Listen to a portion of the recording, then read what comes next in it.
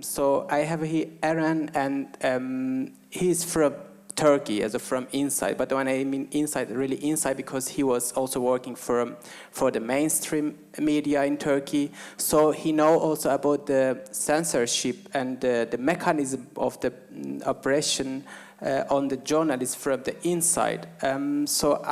He's working now still for Turkish and German newspaper. He's freelancer, but his article been published in Spiegel and TASS, and still is working for them time to time. So Eren, you are from inside of this all happened in Turkey. So can you tell us what was your experience? How you observed this new improvement in Turkey in terms of the oppression on media?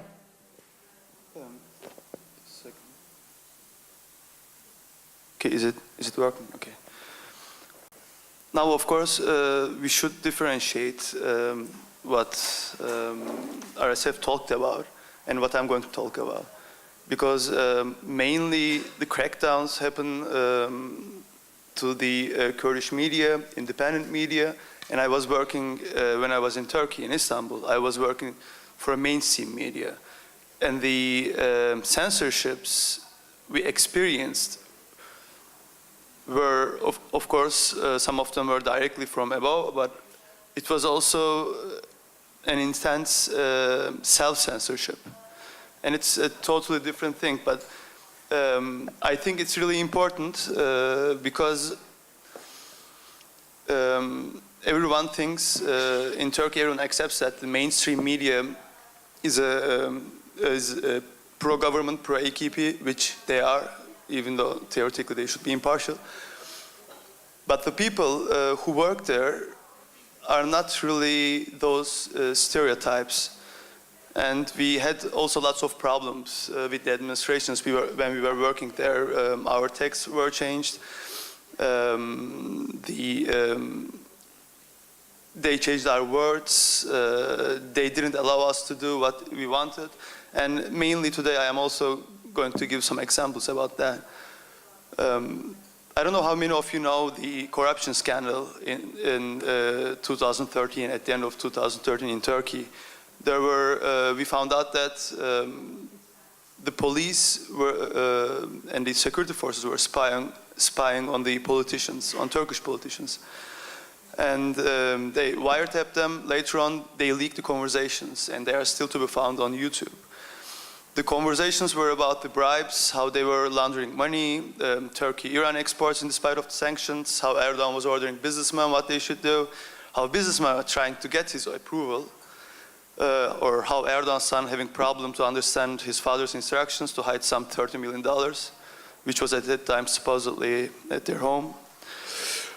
But there were also some important leaks about the media, and that's what I want to talk about. These leaks about the media were not really news for the general public, because some of them already accepted the official rhetoric and then accepted as fabrications. Some simply did not care, and the rest already knew that the media in Turkey was not really free. And it also didn't really begin with AKP or with this government. Before that, in the 90s, this discourse was controlled by the military.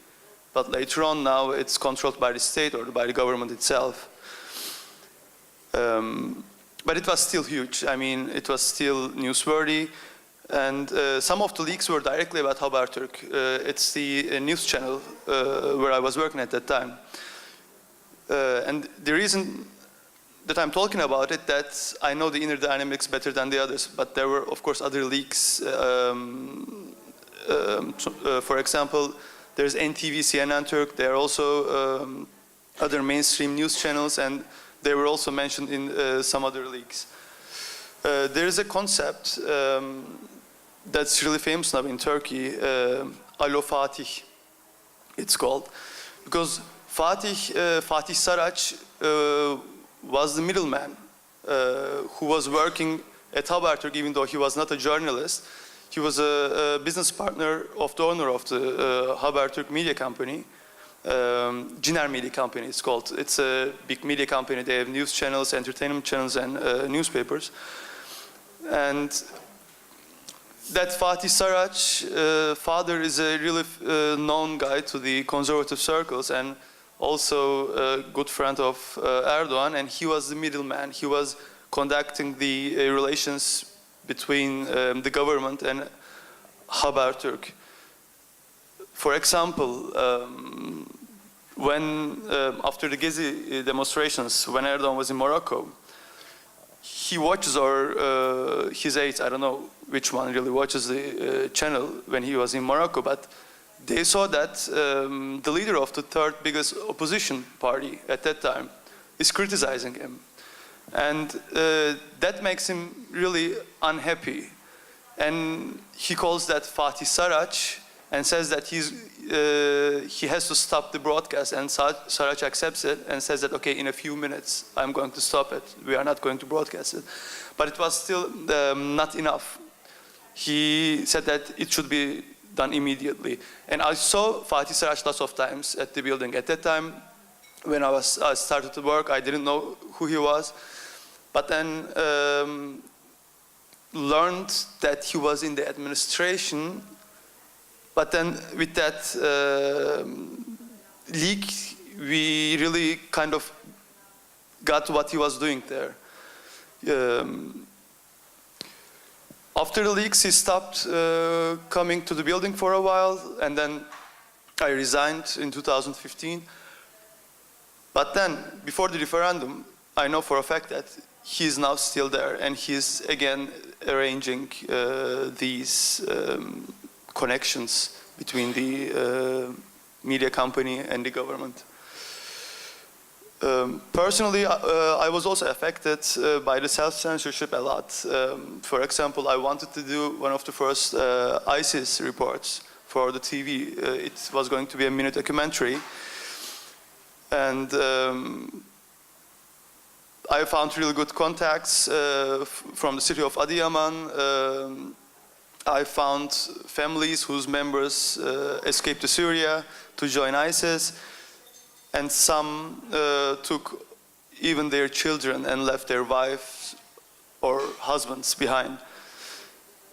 My chefs, for example, didn't like the concept, my pitch, but I had to travel to do it.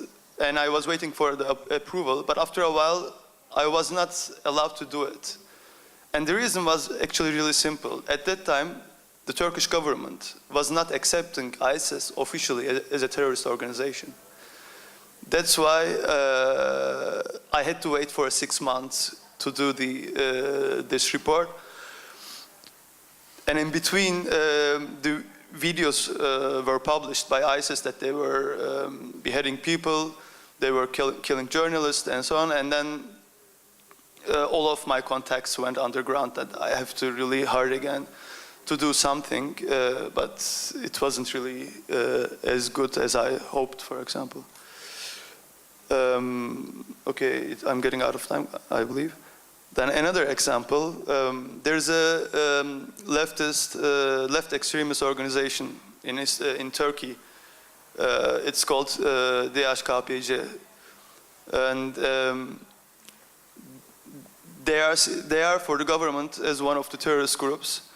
And after the Gezi demonstrations, after the death of Berkin and the mine disaster in Soma, they wanted to do some demonstrations in their neighborhood, but then the clashes erupted between them and the police. We went there, we reported on the situation, we reported on the organizations, but during the clashes, a civilian also got shot by his head, and the guy who shot him was actually police. It was a mistake, but still. And after that incident, there was a huge, the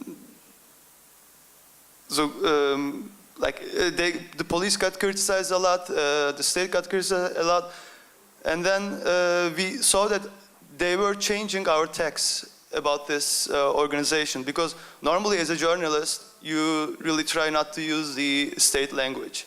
Okay, it can be a terrorist organization or terrorist for the state, but we were not using these words to describe them. But later on, the editors began to change our text, and they were replacing or using the words that we didn't use, and we argued with them a lot.